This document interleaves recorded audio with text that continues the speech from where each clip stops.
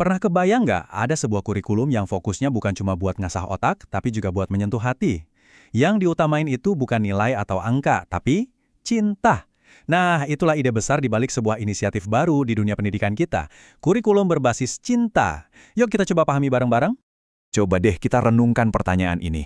Kenapa ya rasanya empati dan toleransi itu kok kayaknya makin menipis di lingkungan sekolah kita? Nah, jawaban dari pertanyaan inilah yang sebetulnya jadi pemicu utama kenapa gagasan kurikulum baru ini sampai muncul. Oke, sebelum kita bahas solusinya, kita perlu tahu dulu dong akarnya di mana. Kita lihat dulu krisis apa sih yang sebetulnya mau coba diselesaikan sama kurikulum ini. Jadi kalau dirunut, ada 3 masalah utamanya. Satu, ini yang paling kita rasain, fenomena empati yang makin tipis dan intoleransi yang justru makin sering muncul di sekolah. Terus yang kedua, ternyata pendidikan agama kita itu cenderung kognitif banget. Fokusnya lebih ke hafalan, kemana yang benar, mana yang salah. Jadinya, sentuhan ke hatinya, ke emosinya itu ya jadi minim banget. Nah, dari krisis inilah muncul satu jawaban yang menarik. Kurikulum berbasis cinta. Jadi, apa sih kurikulum berbasis cinta itu? Gampangnya gini deh, ini tuh kayak pergeseran cara pandang yang mendasar banget. Pertanyaannya bukan lagi cuma, kamu tahu apa? Tapi digeser jadi, kamu mau jadi manusia seperti apa? Intinya tuh menanamkan nilai kasih, empati, dan toleransi jadi jantungnya setiap proses belajar mengajar. Bukan lagi sekedar mengisi otak, tapi membentuk hati. Oke, konsepnya kedengeran bagus banget ya. Tapi, pertanyaannya kan, gimana caranya ide sekeren ini bisa benar-benar diterapin di kelas? Gimana praktiknya? Betul, gimana sih caranya mengajarkan cinta? Sesuatu yang abstrak gitu kan. Nah, ternyata jawabannya itu bukan cuma satu cara, tapi ada kerangka kerja yang jelas dan kokoh. Kerangka kerjanya itu ditopang sama 4 pilar utama. Pertama, ya jelas, dari desain kurikulumnya dulu. Nilai kasih itu harus masuk ke tujuan dan kompetensinya. Kedua, ini diwujudkan lewat model pembelajarannya, yang harus lebih humanis dan kolaboratif. Ketiga, dan ini penting banget, peran guru. Gurunya harus bisa jadi teladan ulas asih, jadi role model.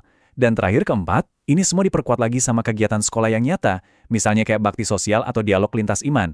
Jadi keempatnya ini saling nyambung, nggak bisa dipisah-pisahin. Coba kita lihat contohnya ya, pembelajaran kolaboratif. Pas anak-anak kerja bareng di kelompok, mereka itu kan nggak cuma ngerjain tugas kan.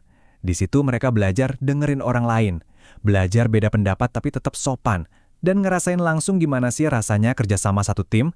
Nah, di momen-momen kayak ginilah empati itu tumbuh. Tumbuhnya organik, bukan karena diceramahin, tapi karena dialami langsung. Oke, sekarang kita coba lihat dari kacamata yang lebih luas ya.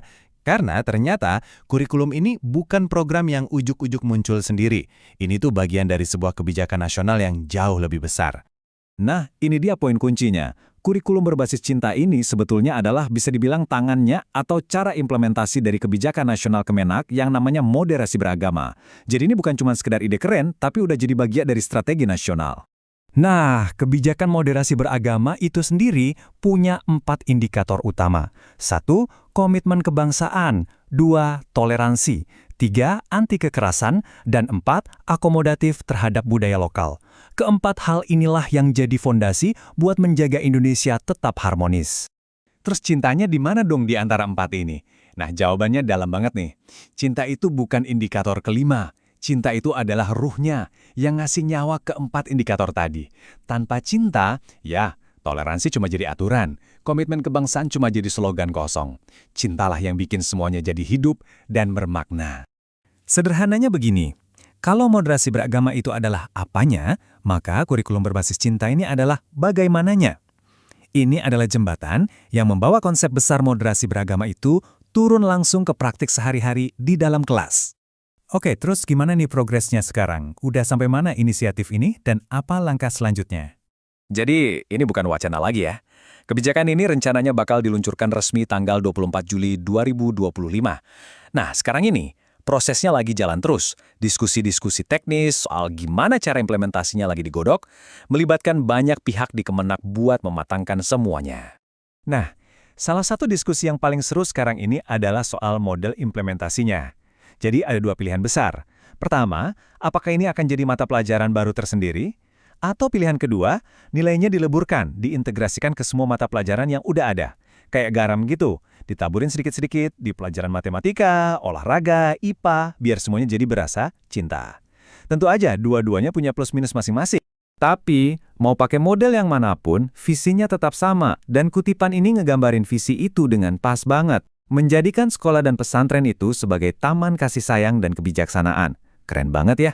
Jadi bukan cuma tempat cari ilmu, tapi juga tempat memupuk hati. Jadi, setelah kita lihat masalahnya, solusinya, sampai rencananya, kita kembali ke pertanyaan paling mendasar. Dan pertanyaan ini sebetulnya bukan cuma buat pemerintah loh, ini pertanyaan buat kita semua, buat para guru, orang tua, dan kita sebagai masyarakat. Jadi, pertanyaannya adalah, bisakah cinta jadi masa depan pendidikan kita? Mungkin ini pertanyaan paling penting yang harus kita jawab bareng-bareng demi masa depan bangsa ini.